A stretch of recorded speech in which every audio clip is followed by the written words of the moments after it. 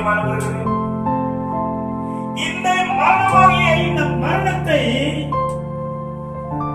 ஜெயிக்கும்படி இயேசு மரணத்துக்கு பாத்திரமாக லோகத்தில் வரப்பட்டார். உனக்கும் எனக்கும் நடுவாய் இருக்கிற பாவம் என்கிற அந்த மரணத்தை உடைக்கும்படி அவர் மரணத்திலே ரத்தத்திலே மாம்சம் ரத்த மாம்சங்கள் உடையவர்களாக இருக்கிற நாம் அனைவரையும் விடுவிக்கும்படி, அப்படி என்றால் மரணத்துக்கு அதிகாரியாக சாத்தானை ஜெயிக்கும்படி அவர் பாவத்திலே பாவமானார் என்று எழுதப்பட்டிருக்கிறது. ఈ పాపాన్ని జయించడానికి రక్త మాంసంలో ఉన్న మనల్ని, అనగా అపవాది చేత దాసులలో ఉన్నటువంటి మనలను మోషే ద్వారా ఇవ్వబడిన ఈ ధర్మశాస్త్రమును ఈ మరణము నుండి మనం విడిపించుటకు దేవుడు ఒక్కడే, దేవుడికి నరులకు మధ్యవర్తి ఒక్కడే.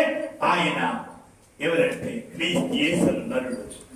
ఆయన తన్ను తానే మన కొరకు సమర్పించుకున్నాడు తన ప్రాణాన్ని.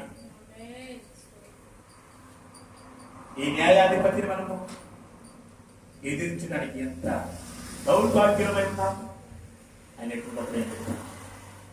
నిన్ను నరకము నుండి తప్పించాడు. ఈ లోకంలో నేను సాక్షిగా పెట్టాడు. జీవగ్రంథముని రాయడానికి అవకాశం ఉంది. పరలోకములో చోటిచ్చాడు. తన చాలని నీ పైన చూపించాడు.